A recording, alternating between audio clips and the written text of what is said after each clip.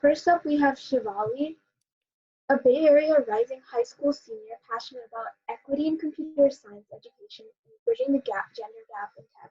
Shivali founded Girl Genius to create an inclusive community for people of color and STEAM.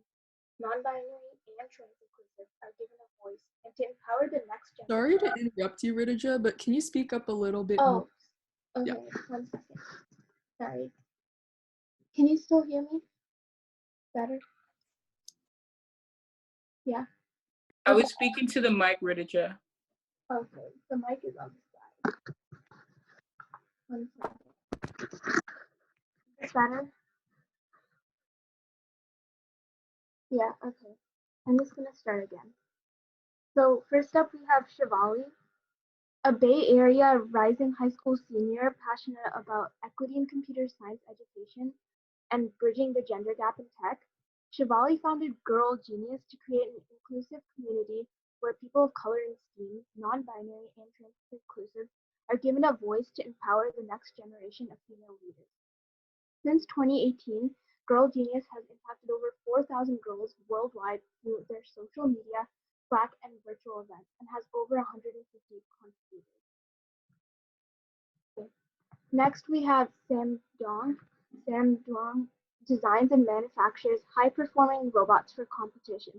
Based in Palo Alto, the Kuriosity Robotics team won the 2019-2020 NorCal Championships, qualifying for Worlds, and holds the California point record. Kuriosity Robotics strives to promote diversity in the STEM field and to bring robotics to underserved groups. During COVID-19, Kuriosity Robotics is 3D printing face shields and donating them to hospitals, nursing homes, and essential businesses. We have Michelle Song. Michelle co-founded Masks for All CA to provide free hand-sewn masks to the most vulnerable San Francisco population, including local nonprofits, hospitals, and community organizations like the Richmond Senior Center. Created in the Bay Area, Masks for All CA now has branches in Los Angeles, New Jersey, New Mexico, and New York. In just 2 months, they've made over 2,000 masks thanks to their network of 100 volunteers. And finally, we have Brian Whitney. Brian is a rising junior who joined TeenTechSF leadership team at the beginning of 2019. He currently serves as the TeenTechSF STEM Workshop Chair and is also a co-chair for the TeenTechSF COVID Connect. So, give a warm welcome to all of our panels. Okay. So our first question is, why was your organization created? And Shivali, would you like to start? Sure. Can everyone hear me? Okay, cool. So I'm Shivali. I founded Girl Genius in December of 2018. In my sophomore year of high school, I kind of dove headfirst into the tech scene in the Bay Area by attending a lot of hackathons and, just events at colleges. And I really loved going to them, but I noticed that when I would meet the people interested in tech or just other aspects of STEM, we'd work on a project together for like 24 hours. And then that connection would just kind of like end to us just following us on Instagram. And it really wouldn't go beyond that. And so in December, I really wanted to found an organization that basically allowed a lot of students with like-minded interests to work on projects together. This was really fueled by me joining the Built by Girls Slack, which is a nonprofit that bridges the gender gap in tech, and just meeting a lot of people who not only just looked like me, but had similar interests, and that the connection went beyond like a 24-hour event. And so that's why I started Girl Genius, and yeah. Okay, Sam, would you like to talk next about Kuriosity Robotics? Yeah, so our organization started originally as a coding club, where our main goal was to get people excited about programming and like practice it in more of a casual setting where you could learn from various mentors and other members. And then it began to evolve into a robotics team where we competed in first competitions, which is a nonprofit organization where we build robots to compete against other robots. Being a robotics team, we also wanted to spread our passion for STEM to the community, and our main goal was to to help tackle the diversity problem in the STEM field. And we host classes and stuff all over the Bay, including in Oakley and Sunnyvale. We also host a lot of free online classes as well. Michelle, would you like to talk about Masks for All? So hello everyone, my name is Michelle Song. Though we are definitely the least tech one out of all the panelists, we did find a way to connect in a time of COVID. So Masks for All CA was created for two primary purposes. We wanted to fight the economic disparities that eventually lead to health inequalities, because we realized that not everyone has access to face masks, and we thought that that was a disservice to our community. We acknowledge that we must unite for a responsibility that we all share, because in times of turmoil, we should band together to make sure that no one is left behind. So for youth empowerment, we have a network of over 100 volunteers that works together to produce handmade masks to donate to the San Francisco community. We donate masks through public mask distribution drives every week, and we also donate to professional groups and nonprofit organizations. We've empowered youth to take collective controls of their destinies and have a direct role in assisting their communities. Thank you, Michelle. And finally, Brian.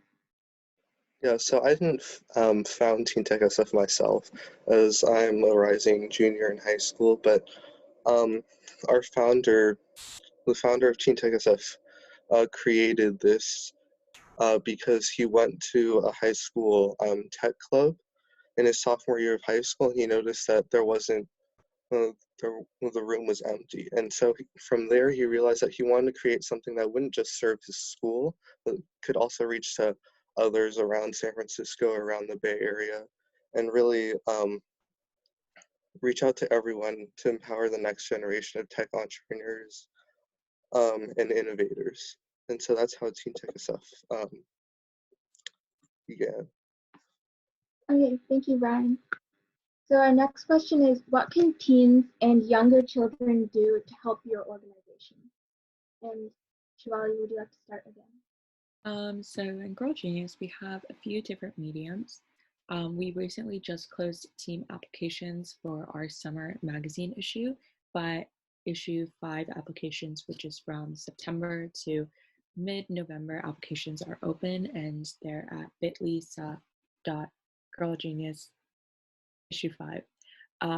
There's also ways that you can get involved by attending our workshops. We recently postponed around a week of workshops to focus on bringing awareness to Black Lives Matter resources, but a lot of them will be beginning soon, right after the third week of June.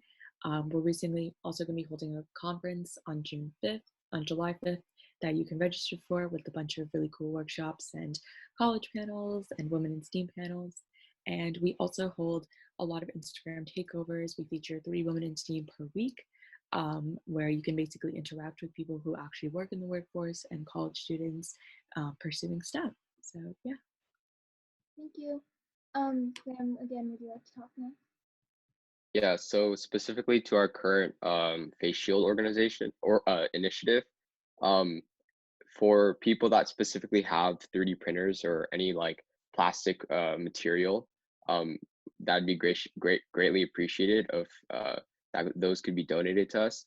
And if you don't have those, you can also donate to our GoFundMe, where it'll help cover our machining costs and material costs. And also all of that is available at Kuriosity Robotics /COVID-19.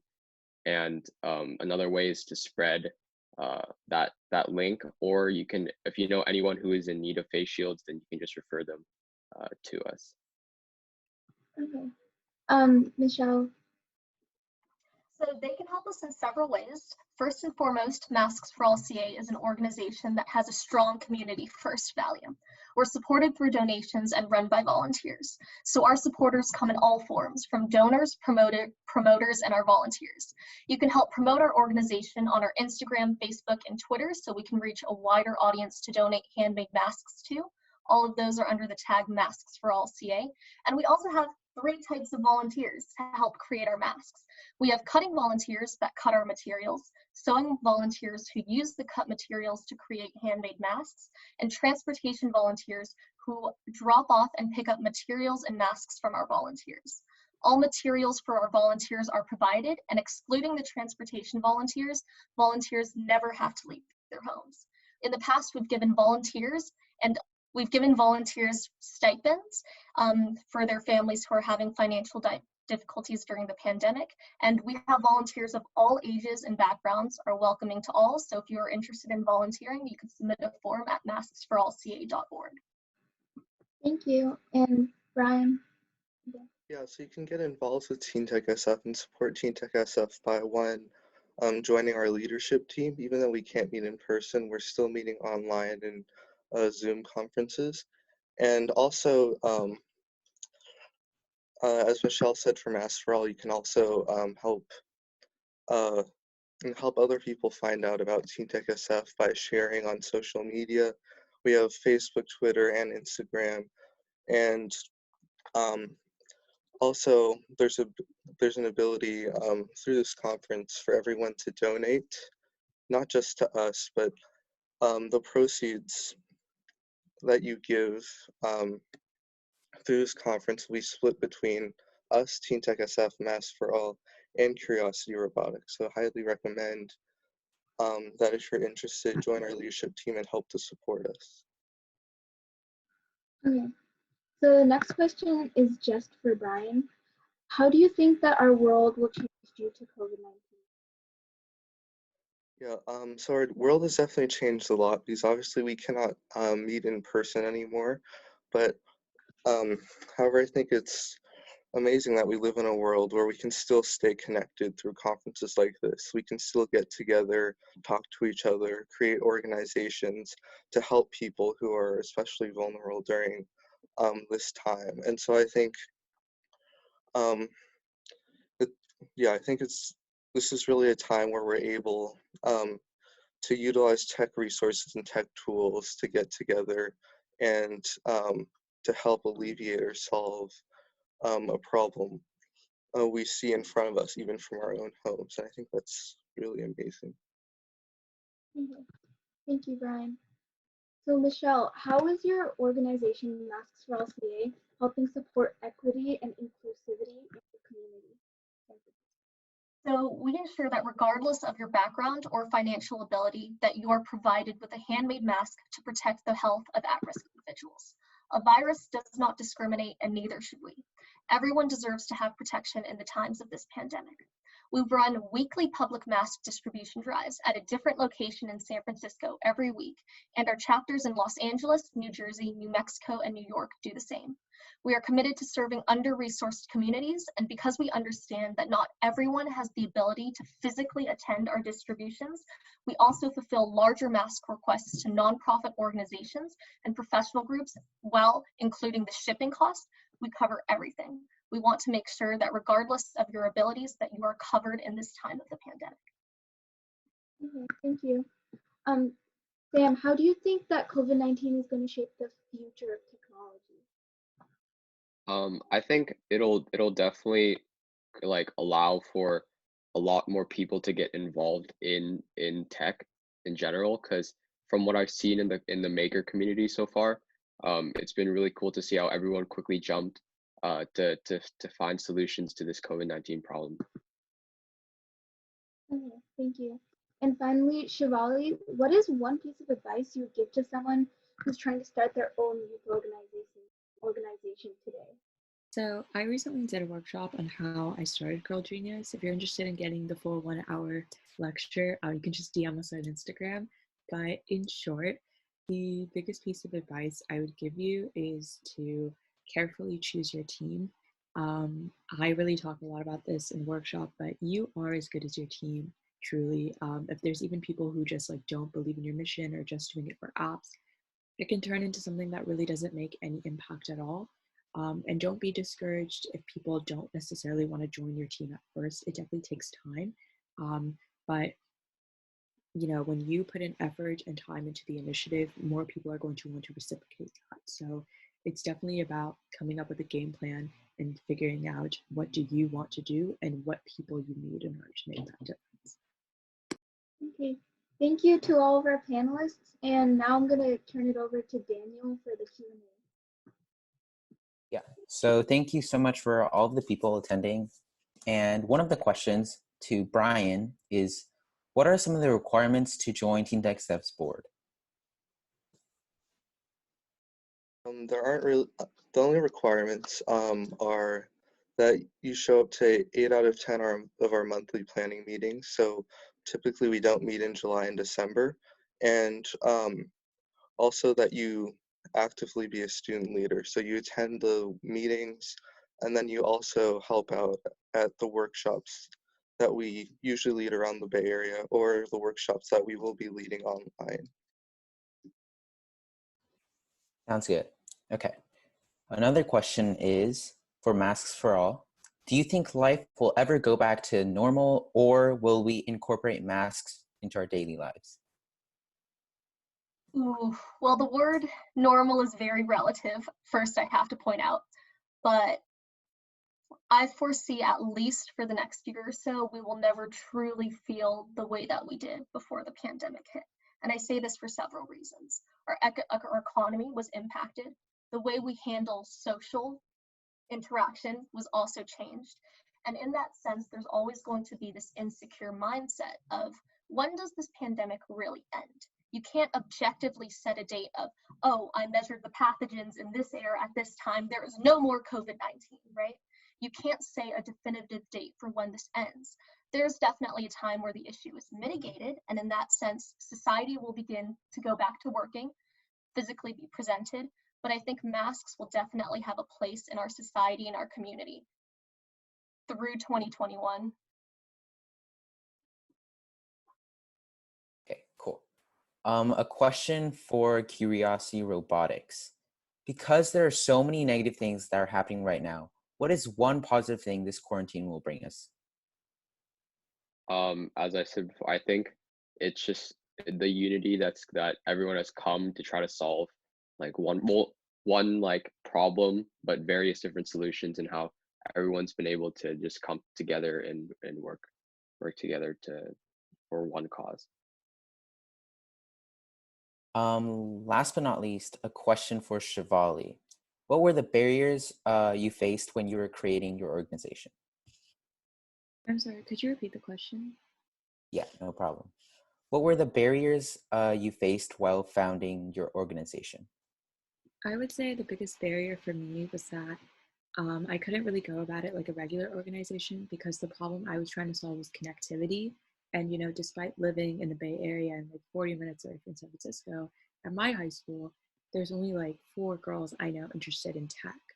And so starting like a local chapter really wouldn't solve the problem, because there was still only 4 people who were actually interested in what we wanted to pursue. And so I would say like navigating a remote initiative was something that was really new to me.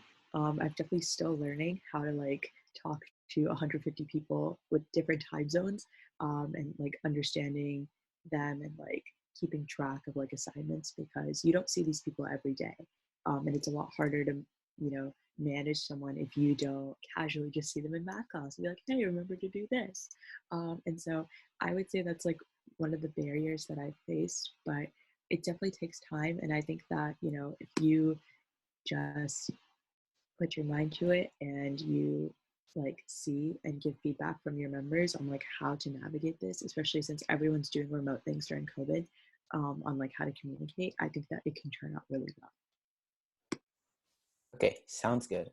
Thank you everybody and the speakers for this panel, and I'll pass it on to Sarah to talk about the breakout workshops.